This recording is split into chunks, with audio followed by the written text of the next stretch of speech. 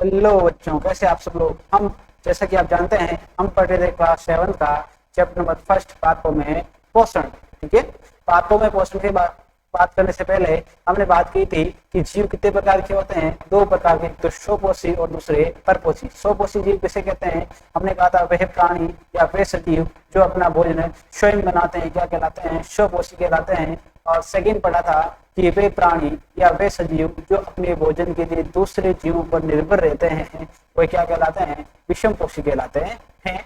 फिर हमने बात की थी पादपों में पोषण विधि के बारे में। तो हमने देखा था कि पादप प्रकाश संश्लेषण की विधि के द्वारा यानी फोटोसिंथेसिस प्रोसेस के द्वारा अपना भोजन क्या करते हैं? स्वयं बनाते हैं। हमने देखा था कि पादपों की जो हरी पत्तियां होती हैं, पादपों की हरी पत्तियों के अंदर क्या पाया जाता है? क्लोरोफिल पाया जाता है। क्या पाया जाता है? पादपों की हरी पत्तियों के अंदर क्लोरोफिल पाया जाता है। और इसी क्लोरोफिल, पादपों की हरी पत्तियों के अंदर क्लोरोफिल पाया जाता है। और इस क्लोरोफिल के द्वारा क्या करता है पादप? इस क्लोरोफिल के द्वारा प्रकाश की उपस्थिति में जमीन से तो जल ले लेता है और वातावरण से क्या ले लेता है? CO2 gas, carbon dioxide gas ले लेता है। और जल और कार्बन डाइऑक्साइड गैस के द्वारा क्लोरोफिल और सूर्य के प्रकाश की उपस्थिति में प्रकाश संश्लेषण की प्रक्रिया के द्वारा पौधे क्या कर लेते हैं?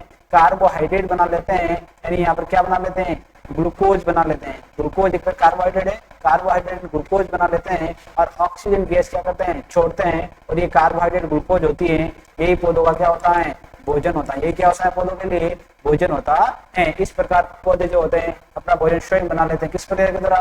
प्रकाश संश्लेषण की प्रक्रिया के द्वारा। फिर हमने ये देखा था कि पत्तियों के अंदर छोटे छोटे छिद्र होते हैं जिन्हें क्या कहते हैं? रंध्र कहते हैं। इन रंध्रों के द्वारा जो पादप क्या करते हैं? रंध्रों के द्वारा कार्बन डाइऑक्साइड गैस को अपने अंदर लेते हैं और इन्हीं रंध्रों के द्वारा जो CO2 गैस जो बनती है प्रकाश संश्लेषण की प्रक्रिया के फलस्वरूप इसी रंध्रों के द्वारा जो ऑक्सीजन गैस बनती है प्रकाश संश्लेषण प्रक्रिया के फलस्वरूप उस ऑक्सीजन गैस को इन्हीं रंध्रों के द्वारा क्या कर देते हैं? बाहर छोड़ देते हैं। और उसी ऑक्सीजन गैस को हम श्वसन के रूप में क्या करते हैं?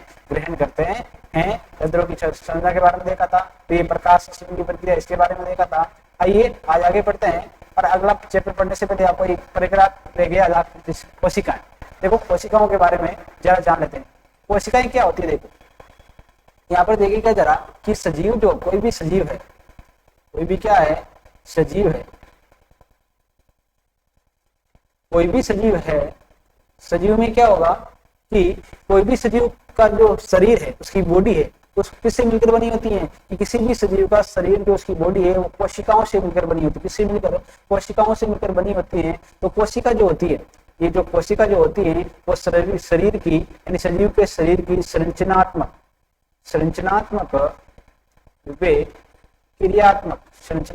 वे क्रियात्मक इकाई होती है।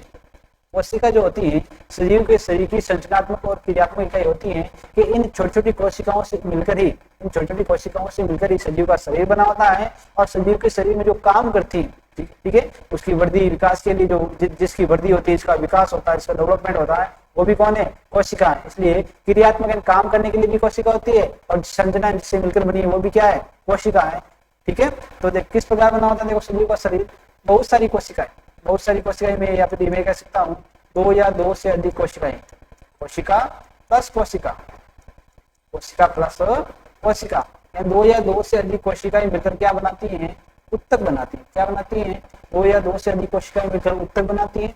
और 2 या 2 से अधिक उत्तक मिलकर क्या बनाते हैं? आपके अंगों का निर्माण करते हैं। क्या बनाते हैं? अंगों का निर्माण करते हैं। और 2 या 2 से अधिक अंग मिलकर किसका निर्माण करते हैं? तंत्र का यानी सिस्टम का, तंत्र का निर्माण करते हैं। तंत्र जैसे पाचन तंत्र, श्वसन तंत्र, ठीक है, तंत्र का निर्माण करते हैं। और 2 या 2 से अधिक तंत्र मिलकर किसका निर्माण करते हैं? शरीर का निर्माण करते हैं। किसका निर्माण करते हैं? शरीर का निर्माण करते हैं, बॉडी का निर्माण करते हैं, शरीर के ढांचे का निर्माण करते हैं। तो बात आई समझ में? किस प्रकार समझ में आई बात है कि कोशिकाएं क्या होती है कि कोशिका 2 या 2 से अधिक कोशिकाएं मिलकर क्या बनाती है? उत्तक बनाती है। तो आप क्या कर सकते हो? एक उत्तक के अंदर सभी कोशिकाएं क्या होती है? एक समान होती है। ठीक है, एक उत्तक के अंदर सभी कोशिकाएं एक समान होती है। तो 2 या 2 से अधिक कोशिकाएं मिलकर के उत्तकों का निर्माण करती हैं और 2 या 2 से अधिक उत्तक मिलकर अंगों का निर्माण करते हैं।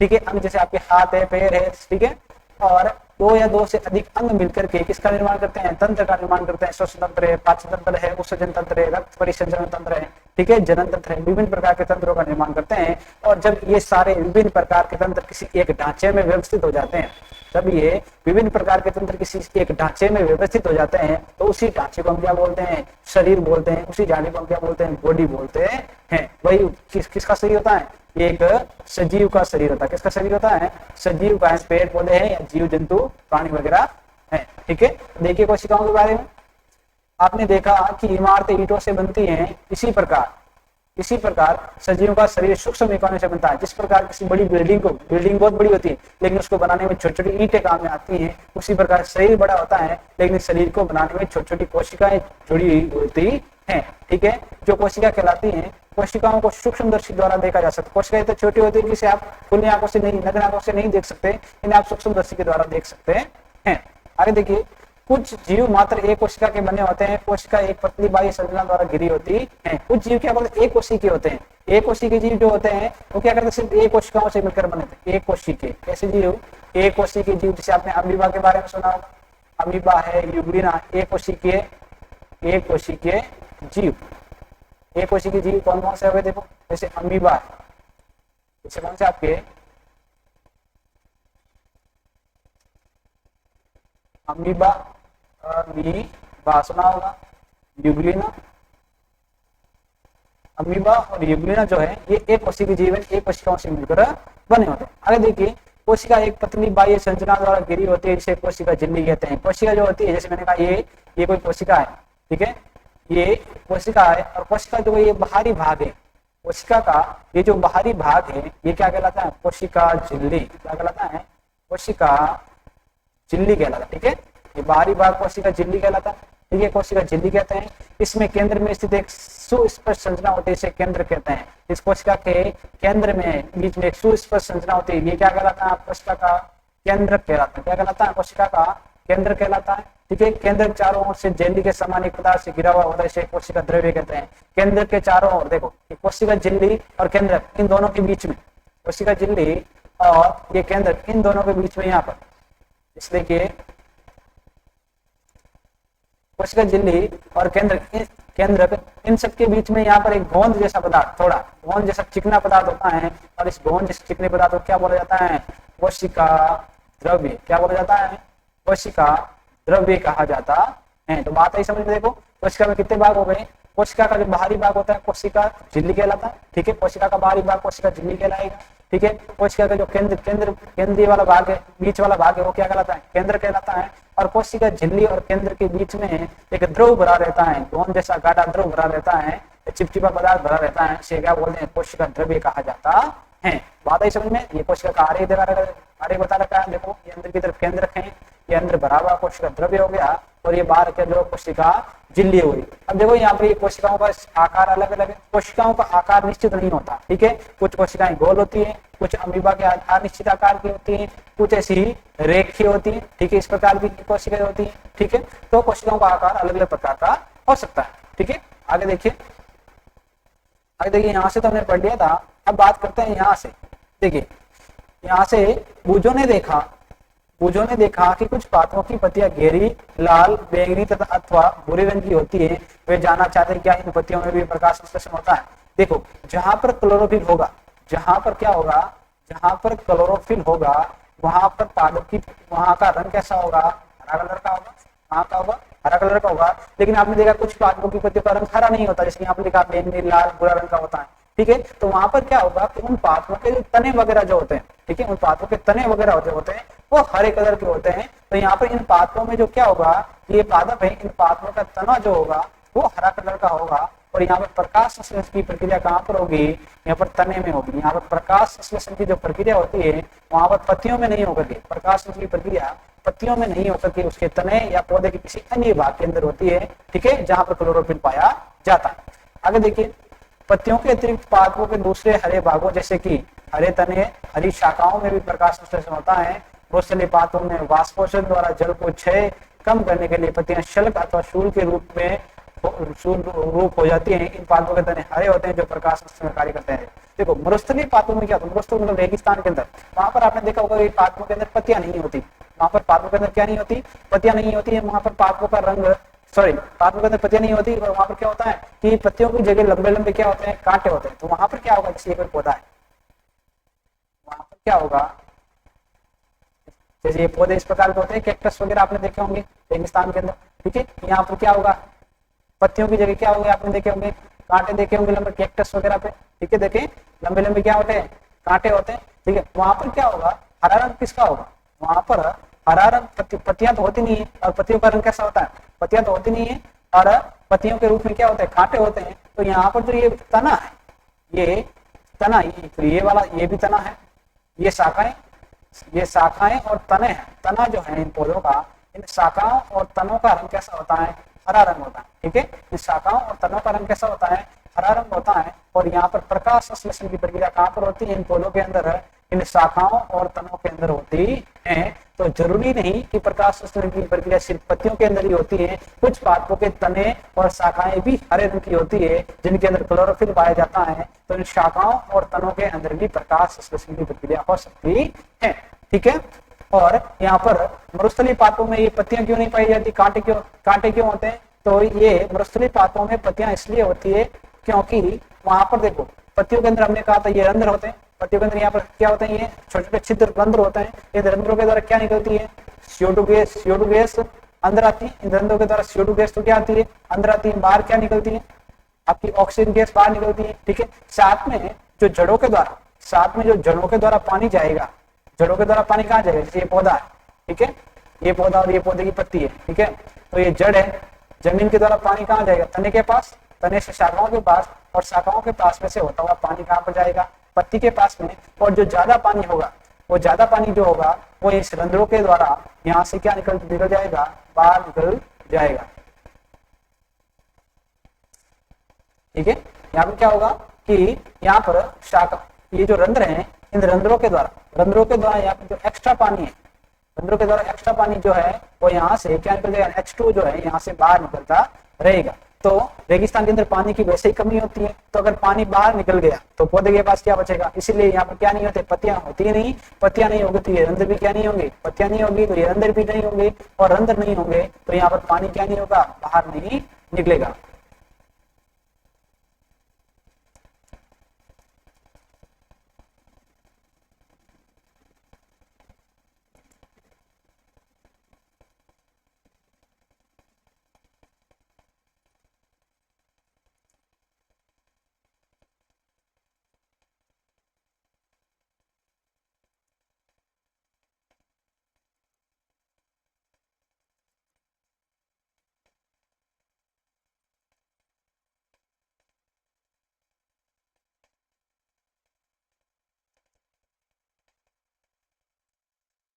बच्चों आगे बढ़ते हैं, कुछ टेक्निकल प्रॉब्लम आ गई थी, चलिए आगे देखते हैं। क्रियाकलाप 1.1 1.1 एक ही प्रकार के पादपों के दो गमले लीजिए। क्या कह रहा है कि एक ही प्रकार के पादपों क्या लीजिए, दो गमले लीजिए, ठीक है। एक ही प्रकार के पादपों के दो गमले लीजिए, एक को अंधकार और काले बक्स में 72 घंटे के लिए रखिए तथा दूसरे को सूर्य के प्रकाश में। क्या एक ही प्रकार के पादपों के दो गमले लेने, एक को कमरे के अंदर अंधेरे में रखना है और दूसरे को सूर्य के प्रकाश के अंदर रखना, ठीक है। आगे दोनों पादपों की पत्तियों में आयोडीन परीक्षण उसी प्रकार की जैसे कि आपने 6 में किया था। देखो आयोडीन परीक्षण करना है, आयोडीन परीक्षण के लिए क्या करना है, जैसे आपकी पादप की पत्तियां लेना है, पत्ती लेना है, पत्तियां कोई पत्ती है, इस पत्ती का कोई एक छोटा सा भाग ले लिया आपने, पत्ती का क्या ले लिया, छोटा सा भाग ले लिया। इस छोटे से भाग पर आपको क्या करनी है, 2-3 बूंद किसकी डालनी है, आयोडीन विलयन की। आपके पास बोतल में आयोडीन घुला हुआ एक विलयन होता है, ठीक है, विलयन है। इस आयोडीन विलयन की 2-3 बूंद किसके ऊपर डालनी है, आपको इस पत्ती के ऊपर डालनी है।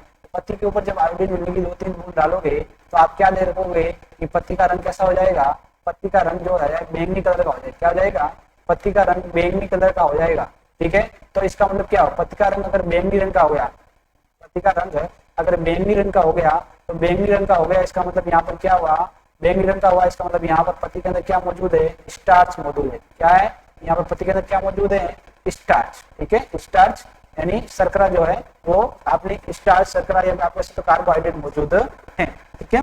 अगर यहाँ पर स्टार्च या शर्करा या कार्बोहाइड्रेट नहीं होता है तो पत्ती का रंग जो होता है वो क्या कैसा नहीं होता, बैंगनी रंग का नहीं होता है, ठीक है। चलिए आगे देखते हैं। तो आयोडीन परीक्षण हो गया, 6th क्लास में देखा था, ठीक है। आगे अपने अवलोकन को नोट कीजिए। अब उस गमले को जिसे आपने अंधकार में रखा है 3-4 दिनों के लिए सूर्य के प्रकाश में रखिए तथा पुनः उसकी पत्तियों पर आयोडीन परीक्षण कीजिए। अपने परीक्षण अपनी नोटबुक में लिखिए। यानी आपने जिस गमले को सूर्य के प्रकाश में रखा उसको भी आयोडीन परीक्षण के द्वारा चेक कीजिए, और जिस गमले को आपने अंधकार के अंदर रखा उसको भी आयोडीन परीक्षण के द्वारा आप क्या कीजिए, चेक कीजिए।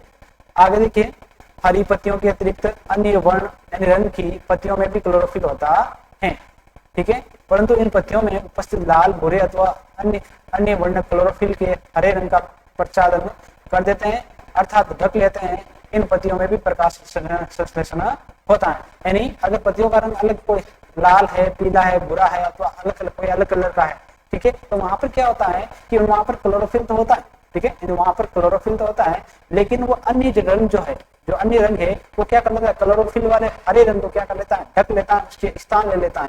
लेकिन क्लोरोफिल तो होता है, और क्लोरोफिल होता है तो इन पत्तियों के अंदर भी क्या होगा, प्रकाश संश्लेषण की प्रक्रिया होगी। जैसा कि हमने अभी ऊपर देखा था, जैसे यहाँ पर क्वेश्चन था पूछो ने, हमने क्या देखा था, यहाँ पर हमने देखा कि तने वगैरह जो शाखाएं अगर हरी है तो यहाँ तनों और शाखाओं के अंदर प्रकाश संश्लेषण होगा, ठीक है, और यहाँ पर जो अन्य कलर की पत्तियां हैं, जो अन्य कलर की पत्तियां लाल, भूरे, बैंगनी रंग की, अगर उनमें क्या है, क्लोरोफिल है, अगर उनमें क्लोरोफिल है तो अगर क्लोरोफिल है तो इनमें भी क्या होगा, प्रकाश संश्लेषण की प्रक्रिया डेफिनेटली होगी, अवश्य ही होगी।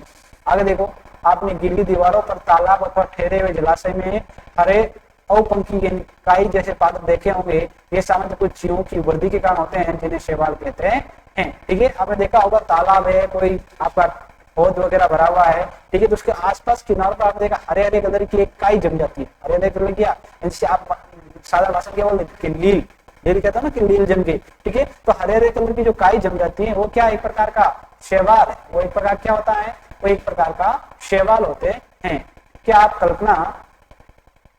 कल्पना कर सकते हैं कि इनका रंग हरा क्यों होता है, इनमें क्लोरोफिल होता है, इसके कारण ये हरे दिखाई देते हैं। शैवाल भी प्रकाश से अपना भोजन बनाते हैं, ये हरे क्यों देते हैं, क्योंकि इनमें भी क्या होता है, इनमें भी क्लोरोफिल होता है, क्या होता है, इनमें भी क्लोरोफिल पाया जाता है, इसके कारण ये हरे दिखते हैं। और इनमें भी, शैवालों में भी क्या होता है, प्रकाश संश्लेषण की प्रक्रिया होती है, जिससे ये अपना भोजन स्वयं बना लेते हैं और ये स्वपोषी कहलाते हैं।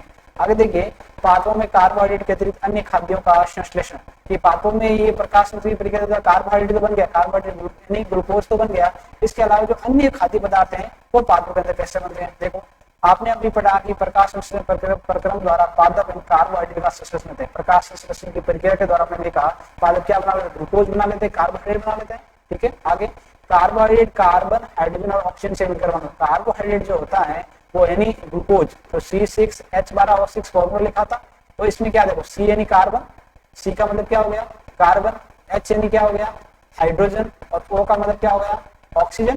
तो ये कार्बोहाइड्रेट जो है कार्बन, हाइड्रोजन और ऑक्सीजन, ठीक है, इन तीनों से मिलकर बना होता है, ठीक है। इसका उपयोग खाद्य के अन्य घटकों के संश्लेषण में होता है। ये जो तीन चीजें हैं, कार्बन, हाइड्रोजन, ऑक्सीजन, इन तीनों चीजों का उपयोग जो है वो अन्य पदार्थ बनाने में होता है, अन्य पदार्थ बनाने में होता है, ठीक है।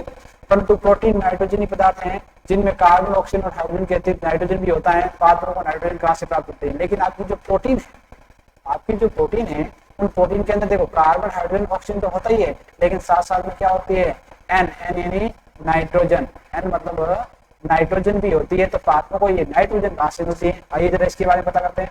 याद कीजिए, वायु में नाइट्रोजन गैस अवस्था में प्रचुर मात्रा पाई जाती है। वायुमंडल जो है, वायुमंडल में अगर देखें तो आपकी नाइट्रोजन बहुत अधिक मात्रा में पाई जाती है। जैसे नाइट्रोजन गैस N2 गैस कितने परसेंट होती है, 78%, O2 gas and oxygen gas 21%, CO2 gas कितनी होती है 0.03%, ठीक है, और बाकी जो बची है वो अन्य गैसें होती है। तो देखो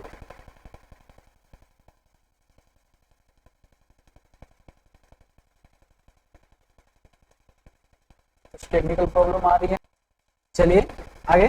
तो अब कितनी हो गई, नाइट्रोजन कितनी होती है 78%, ऑक्सीजन 21% और CO2 0.03% होती है, ठीक है। तो देखिए आपकी वायुमंडल में नाइट्रोजन कितनी होती है 78%, ऑक्सीजन 21% और कार्बन डाइऑक्साइड 0.03% होती है। तो वायुमंडल के अंदर ये जो नाइट्रोजन है भरपूर मात्रा पाई जाती है, बहुत अधिक मात्रा पाई जाती है, तो इसे पौधे आराम से ले सकते हैं, कोई प्रॉब्लम वाली बात नहीं है, ठीक है।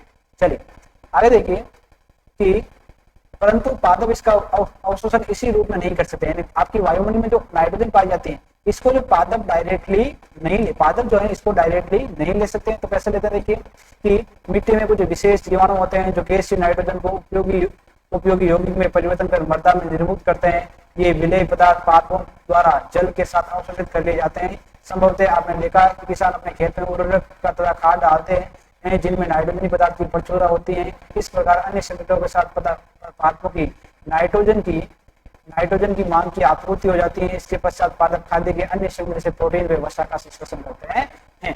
देखो यहाँ पर नाइट्रोजन जो वायुमंडल के अंदर, जैसे ये वायुमंडल है, ठीक है, ये वायुमंडल की कौन सी गैस है, N2 नाइट्रोजन गैस है। अब पादप क्या करते, इसका सीधा तो उपयोग कर नहीं पाते। जो मिट्टी है इस मिट्टी के अंदर क्या पाए जाते हैं, जीवाणु पाए जाते हैं। जीवाणु कौन कौन से, जैसे आपने नाम सुना हुआ राइजोबियम जीवाणु। क्या करते हैं, कौन से जीवाणु, राइजोबियम जीवाणु। जैसे ये कोई भी पौधा है, आपने देखा होगा कि फलीदार पौधे, मूंग वगैरह, जो मूंग गवार वगैरह जो फलीदार पौधे हैं, इनकी जड़ों में आपने देखा होगा यहाँ पर ऐसे छोटी छोटी क्या पाई जाती है, गांठें पाई जाती है। क्या पाई जाती है, छोटी छोटी गांठें पाई जाती हैं। और इन गांठों के अंदर कौन से जीवाणु पाए जाते हैं, राइजोबियम जीवाणु पाए जाते हैं। ये राइजोबियम जीवाणु क्या करते हैं, ये जीवाणु क्या करते हैं, वायुमंडल से क्या लेंगे, नाइट्रोजन गैस लेंगे।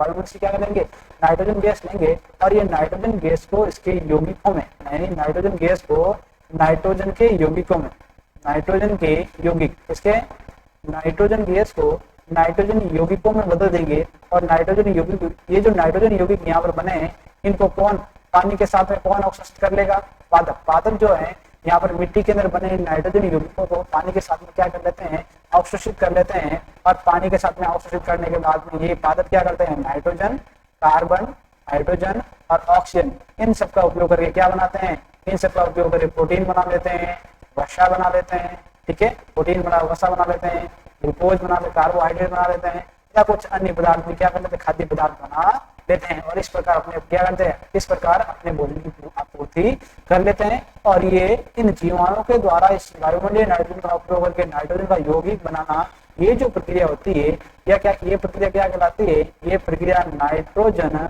स्थिरीकरण क्या कहलाती है, ये प्रक्रिया नाइट्रोजन स्थिरीकरण कहलाती है। नाइट्रोजन इंग्लिश में बोलते हैं नाइट्रोजन फिक्सेशन, ठीक है। नाइट्रोजन को उसके यौगिकों में बदलना क्या कहलाता है, नाइट्रोजन स्थिरीकरण कहलाता है। और ये किसके द्वारा किया जाता है, इन राइजोबियम जीवाणुओं के द्वारा किया जाता है, जो पादपों की जड़ों के अंदर छोटी गांठें होती हैं, उन गांठों के अंदर पाए जाते हैं। और अगर ये और ये इन यौगिकों को पादप ग्रहण कर लेते हैं, पादप ग्रहण कर लिया मतलब पादप के अंदर क्या हो गई, नाइट्रोजन आ गई। और फिर ये नाइट्रोजन का उपयोग करके ये क्या प्रोटीन और वसा वगैरह जैसे यौगिक बना लेता है, ठीक है। आगे देखिए, आगे पादपों में पोषण की अन्य विधियां। अब ये तो हो गई पादपों में पोषण की विधि। हमने कहा प्रकाश की तरह भोजन बना लेते हैं, फिर हमने कहा नाइट्रोजन ले लेते हैं, नाइट्रोजन की तरह प्रोटीन और वसा वगैरह बना लेते हैं। और भी अन्य विधियां कौन कौन सी, देखिए और भी कौन कौन सी ऐसी विधियां हैं जिनके द्वारा जो पादप है अपना भोजन करते हैं। देखिए कुछ पौधे ऐसे भी हैं जिनमें क्लोरोफिल नहीं पाए, कुछ पौधे ऐसे होते हैं जिनके अंदर ये क्लोरोफिल क्या नहीं होता, क्लोरोफिल नहीं पाया जाता, ठीक है। वे अपना भोजन संश्लेषित नहीं कर सकते, ऐसे जिनके अंदर क्लोरोफिल नहीं होता वो अपना भोजन स्वयं नहीं बना सकते। और जो भोजन स्वयं नहीं बना सकते वो क्या कर भोजन के लिए दूसरों पर निर्भर रहते हैं। और दूसरों पर निर्भर रहने वाले क्या कहलाते हैं, परपोषी, या फिर नहीं क्या कहते हैं, विषमपोषी, ठीक है, परपोषी या विषमपोषी कहलाते हैं। तथा वे पोषक किस प्रकार प्राप्त होते हैं, वे कैसे जीवित रहते हैं तथा वे पोषक किस प्रकार प्राप्त होते हैं। अगर वे पौधे जो अपना भोजन स्वयं नहीं बना सकते वो किस प्रकार जीवित रहते हैं, वो किस प्रकार भोजन करते हैं। देखिए मनुष्य एवं अन्य प्राणियों की तरह ये पादप अपने पोषण के लिए अन्य द्वारा निर्मित खाद्य पदार्थों पर निर्भर होते हैं। ये विषम पोषण प्रणाली का उपयोग करते हैं। ये पौधे भी क्या करते हैं, मनुष्य और प्राणियों की भांति अपने भोजन के लिए दूसरों पर निर्भर रहते हैं। और ये विषम पोषी कहलाते हैं। और ये विषम पोषी प्रणाली प्रक्रिया का उपयोग काम में रहते हैं। चित्र एक बार लोगों को ध्यान से देखिए, क्या आपको एक वृक्ष के तने एवं शाखाओं से लिपटी रस्सी नुमा पीले रंग की संरचना दिखाई देती है। ये अमरबेल का पादप। देखो आपने कई बार देखा होगा, कई बार क्या देखा होगा कि कोई भी पौधा है, इस पौधे पर हरे हरे कलर की एक जाल, जैसे ये हरे हरे कलर की एक जाल जम जाती है। और ये कौन सा पौधा है, ये हरे कलर की, सॉरी ये पीले कलर की जो जाल जम जाती है। और ये पीले कलर की जाल कौन सा पौधा है, अमरबेल। क्या है, अमरबेल, ठीक है। ये हरे कलर की जाल कौन सा है, अमरबेल का पादप होता है। इसमें क्लोरोफिल नहीं होता। ये हरे कलर का है क्या, नहीं, ये पूरा पीला कलर का है, यानी इसके अंदर क्या नहीं होता, इसके अंदर क्लोरोफिल नहीं होता है। ये अपना भोजन उस पादप से प्राप्त करते हैं जिस पर ये आरोहित होते हैं। तो ये अपना भोजन कहाँ से प्राप्त करेंगे, ये अपना भोजन उस पादप से प्राप्त करते हैं जिसके ऊपर ये क्या रहते हैं, लिपटे हुए रहते हैं। इस बार कहीं देखा होगा फसल है, फसल के ऊपर ये लिपट जाते हैं तो फसल क्या हो जाती है, अच्छी नहीं होती। क्यों? क्योंकि सारे पोषक तत्व ये क्या कर लेते हैं, खींच लेते हैं। जिस पर ये आरोहित होते हैं वे पादप परपोषी कहलाता है, परपोषी कहलाता है। देखो यानी जो पादप क्या कहलाता है, जो पादप आपका क्या करेगा, जो पादप आपका यहाँ पर ग्रहण करता है विषमपोषी कहलाता है, यानी लेने वाला विषमपोषी, और जिस पर ये आरोहित होते हैं वे परपोषी कहलाता है, और जिस पादप पर ये रहते हैं वो क्या कहलाता है, परपोषी कहलाता है। क्योंकि अम्बरबेल जैसे पादप परपोषी को अम्लीय पोषकों से वंचित करते हैं, अतः इन्हें परजीवी कहते हैं। अम्बरबेल जैसे पादप क्या करते हैं, पौधों से उनका जिन पौधों पर ये लिपटे रहते हैं उनसे ये पोषक तत्व क्या कर लेते हैं, अवशोषित कर लेते हैं, खींच लेते हैं, इसलिए क्या कहलाते हैं, परजीवी कहलाते हैं। ठीक है। क्या हम एवं अन्य जंतु, क्या हम एवं अन्य जंतु भी पादपों पर परजीवी है? हाँ, हम और अन्य जंतु जो भी हैं वो भी क्या है, पादपों पर परजीवी है। क्या आपको इस पर विचार करना चाहिए, अपने अध्यापक से इस विषय पर चर्चा कीजिए। हम भी उन पर परजीवी है। ठीक है। लेकिन परजीवी एक उनको कह सकते हैं, या फिर परजीवी उन्हें कह सकते हैं विषमपोषी कह सकते हैं हम, विषमपोषी परजीवी जो उनके ऊपर ही रहते हैं। ठीक है, वो एक तरीके से परजीवी कहलाते हैं। लेकिन हम भी उन पादपों पर ही निर्भर हैं। आगे देखिए, पहली जानना चाहते हैं क्या हमारा रक्त चूसने वाले मच्छर, खटमल, जू एवं जोंक जैसे जीव भी परजीवी है? परजीवी है। हम एक तरीके हमारे ऊपर निर्भर रहते हैं, दूसरे जीवों पर निर्भर रहते हैं, परजीवी है। ठीक है। क्या आपने ऐसे पादपों को देखा अथवा उनके विषय में सुना है जो जंतुओं का भक्षण करते हैं? कुछ ऐसे पादप भी हैं जो कीटों को पकड़ते हैं तथा उन्हें पचा जाते हैं। क्या आपने कभी ये सुना है कि कोई भी पादप जो है छोटे छोटे जीवों को खाता है, ठीक, उसको पचा लेता है? ऐसे पादप भी होते हैं। ठीक है। कुछ पादप जो होते हैं क्या करते हैं, कुछ पादप की जो पत्तियां होती हैं, ये देखिए कि कुछ पादप की पत्तियां जो होती हैं, ये देखो ये पादप की पत्ती है। ठीक है, ये पादप की पत्ती है। कुछ पादप की पत्तियां जो होती है इस घड़े के आकार की होती है, और यहाँ पर क्या होगा कि कोई भी छोटा कीट है यहाँ पर ऐसे उड़ते उड़ते आएगा और इस पादप की इस पत्ती के अंदर, इस घड़े के अंदर बैठ जाएगा। तो ये पादप क्या करता है, ऊपर से ये पत्ती का ही भाग है, ये ढक्कन जैसा होता है। जैसे ही कोई कीट इसके अंदर घुस जाएंगे, इसके अंदर प्रवेश कर जाएंगे, ये पादप क्या करेगा, ऊपर से अपना ये ढक्कन यहाँ से क्या कर लेगा, इस ढक्कन को बंद कर लेगा। और ढक्कन बंद कर लेगा तो वो छोटा वाला कीट क्या होगा, इसके अंदर फंस जाएगा, और इसके अंदर फंस जाएगा तो पादप वहां पर पाचक रस छोड़ते हैं और इन कीटों को क्या कर देते हैं, पचा लेते हैं, और उनसे उनके जो पोषक तत्व होते हैं उनसे क्या कर लेते हैं, पोषक तत्व अवशोषित कर लेते हैं। और ऐसे पादप क्या कहलाते हैं, कीट भक्षी। ऐसे पादप आपने क्या कहलाते हैं, कीट भक्षी पादप कहलाते हैं। ठीक है। आगे देखिए, क्या ये विस्मयकारी नहीं है? ऐसे पौधे हरे या अन्य किसी रंग के हो सकते हैं। चित्र 1.6 को देखिए, इसके घट के समान दिखाई देने वाली संरचना वास्तव में उसकी पत्ती का रूपांतरण। ये जो घड़े जैसी संरचना दिख रही है वो पादप की क्या होती है, पत्ती होती है। पत्ती से ही मिलकर ऐसा बना होता है। ठीक है।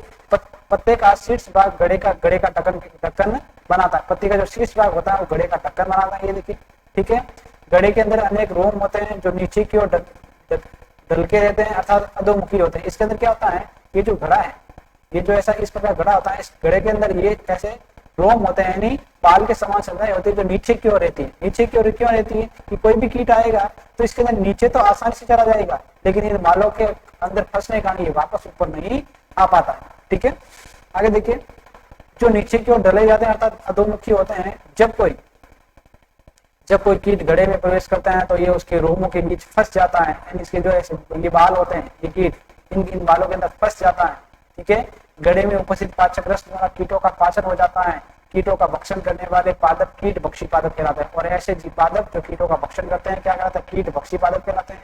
वो जो भ्रमित है, यदि घट प्राणी हरा होता है और प्रकाश से संपादित करता है तो ये कीटों का भक्षण क्यों करता है? क्या ये संभव है कि इस प्रकार के पादपों को मृदा से भी सभी पोषक तत्व नहीं मिल पाते जिनकी में आवश्यकता होती? देखो ये पादप देखो, एक तो कीट भक्षी कहलाते ही है, लेकिन ये घड़े के समान होते हैं इनकी पत्तियां, इसलिए ये घट भरणी भी कहलाते हैं। क्या कहलाते हैं, घट भरणी। ठीक है। घड़े के समान होते हैं इसलिए ये घट प्राणी कहलाते हैं। प्राणी का मतलब होता है प्राण यानी पत्ती। ठीक है। प्राण यानी पत्ती, घट का मतलब होता है घड़ा, यानी घड़े के समान जो पत्ती वाले पादप क्या कहलाते हैं, घट प्राणी पादप कहलाते हैं। ये भी हरे रंग के होते हैं और इनकी पत्तियों के अंदर क्या होता है, प्रकाश संश्लेषण होता है। तो कह रहा है इनके अंदर प्रकाश संश्लेषण हो जाता है, ये अपना भोजन बना लेते हैं, तो फिर ये कीटों का भक्षण क्यों करते हैं? भोजन तो बना लिया, फिर कीटों का भक्षण क्या करते हैं? ये कीटों का भक्षण क्यों करते हैं, किसके लिए? ये कीटों का भक्षण करते हैं N2 यानी नाइट्रोजन के लिए। किसके लिए? ये कीटों का भक्षण नाइट्रोजन के लिए करते हैं। इन पौधों को इनकी मिट्टी से क्या नहीं मिल पाती? नाइट्रोजन नहीं मिल पाती। इन पौधों को मिट्टी से नाइट्रोजन नहीं मिल पाती। अब अंदर प्रोटीन वगैरह बनाना है तो नाइट्रोजन चाहिए, तो नाइट्रोजन कहीं से तो लेनी पड़ेगी, तो डायरेक्ट तो ले नहीं सकते। तो ये क्या करते हैं? इन कीटों को खा जाते हैं। ये क्या करते हैं? इन कीटों का भक्षण करते हैं। और कीटों के अंदर क्या होती है? नाइट्रोजन होती है। ठीक है, तो इन कीटों के अंदर जो नाइट्रोजन होती है इस नाइट्रोजन का उपयोग कर लेते हैं और पोषक तत्व बना देते हैं। ठीक है, चलिए इतना चैप्टर आज हमने रिवाइज कर लिया, रिवीजन कर लिया हमने। देखो प्रकाश संश्लेषण के बाद के अंदर ये आयोडीन परीक्षण वाला पढ़ा था, इसके अंदर क्या क्या होता है। फिर हमने ये भी देखा कि पादपों पोषण की अन्य विधियां कौन कौन सी है। ठीक है, जिसके अंतर्गत हमने ये परजीवी और परपोषी के बारे में पढ़ा। ठीक है, परपोषी और परजीवी के बारे में देखा। फिर हमने घटपर्णी पादपों के बारे में यानी कीट भक्षी पादपों के बारे में देखा। अगला जो वीडियो होगा उसके अंदर हम मरजीवी पादप और आपके मर्दा में पुष्पों की पुण्य प्राप्ति किस प्रकार होती है इसके बारे में अध्ययन कर लेंगे और आपका चैप्टर क्या हो जाएगा? पूरा हो जाएगा। ठीक है, उससे पहले जरा आप एक क्वेश्चन देख लीजिए एक दो कि जीवों को खाद्य की आवश्यकता क्यों होती है। देखो, जीवों को खाद्य की आवश्यकता क्यों होती है? क्वेश्चन नंबर 1, जीवों को खाद्य की आवश्यकता क्यों होती है? तो जीवों किसके लिए? ऊर्जा प्राप्ति के लिए। तो जीवों को ऊर्जा प्राप्ति के लिए भोजन की आवश्यकता होती है। या फिर आपको इस प्रकार लिख सकते हैं, देखो, या फिर आपको इस प्रकार लिख लीजिए कि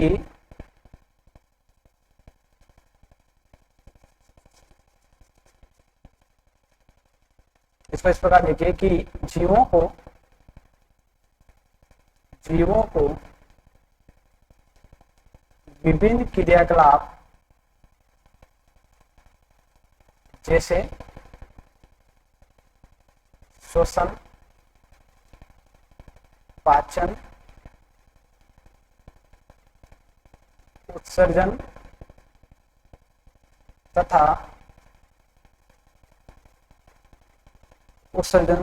तथा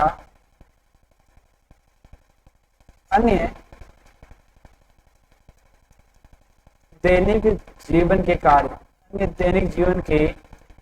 कार्य क्वेश्चन मतलब खेलना कूदना, दौड़ना आदि के लिए क्या चाहिए? आदि के लिए ऊर्जा की आवश्यकता होती है और इस ऊर्जा की आपूर्ति के ऊर्जा की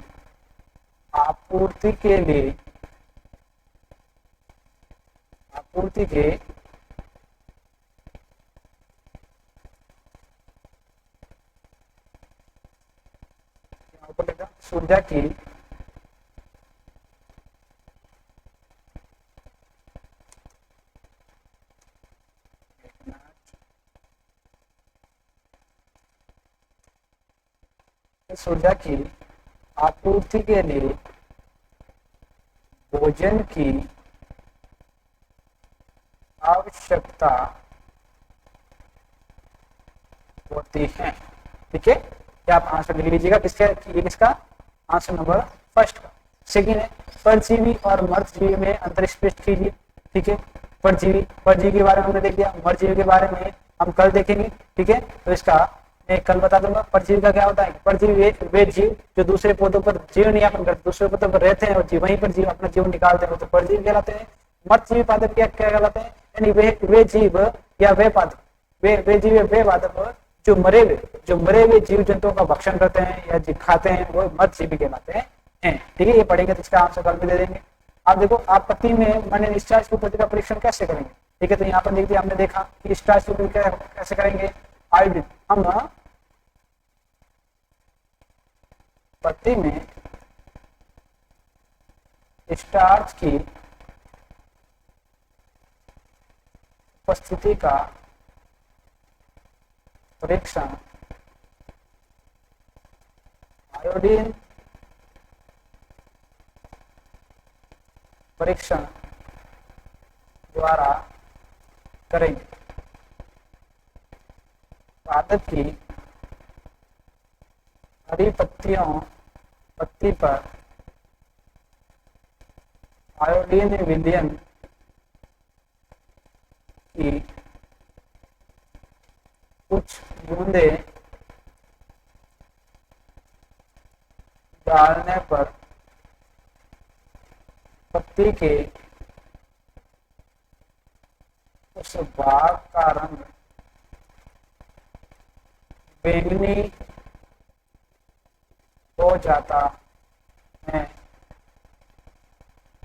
तो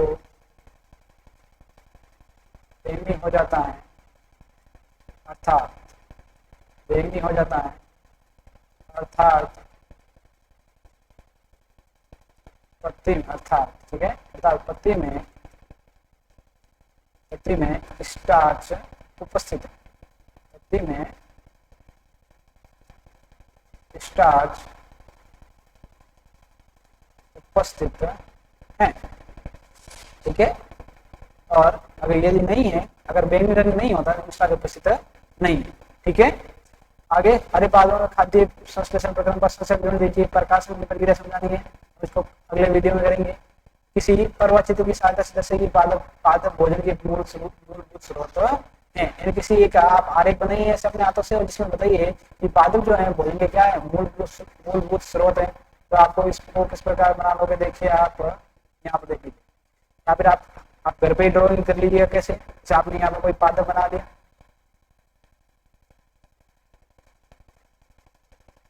ये पादप है ठीक है इसमें आप दो तरह के आरेख बना लीजिए। किस प्रकार ले लीजिए पादप ठीक है इसमें आप ऊपर लिख सकते हैं हिरण गाय जो सीधे पौधे का भक्षण करते हैं। ठीक है हिरण गाय सीधे पौधों का क्या करते हैं भक्षण कर सकते हैं। ठीक है फिर ठीक है यहाँ ठीक है हिरण गाय सीधे पौधे का भक्षण करते हैं। ठीक है फिर आप क्या लिख दोगे यहाँ पे हिरण वगैरह कौन खाता है शेर चीता वगैरह खा जाता है। ठीक है कुछ जीव जो होते हैं जैसे मनुष्य वगैरह जो है मनुष्य ये भी क्या करता है पौधों पर भक्षण पौधों से प्राप्त होने वाले सामग्री को सीधे खा लेता है। ठीक है सीधे भी खा सकता है। ठीक है और साथ में यहाँ पर हिरण गाय और यहाँ पर आप देख सकते हो मुर्गी वगैरह। ठीक है मुर्गी वगैरह जो होते हैं यानी मुर्गी मधुमक्खी ये भी इन पौधों पर ही निर्भर रहते हैं।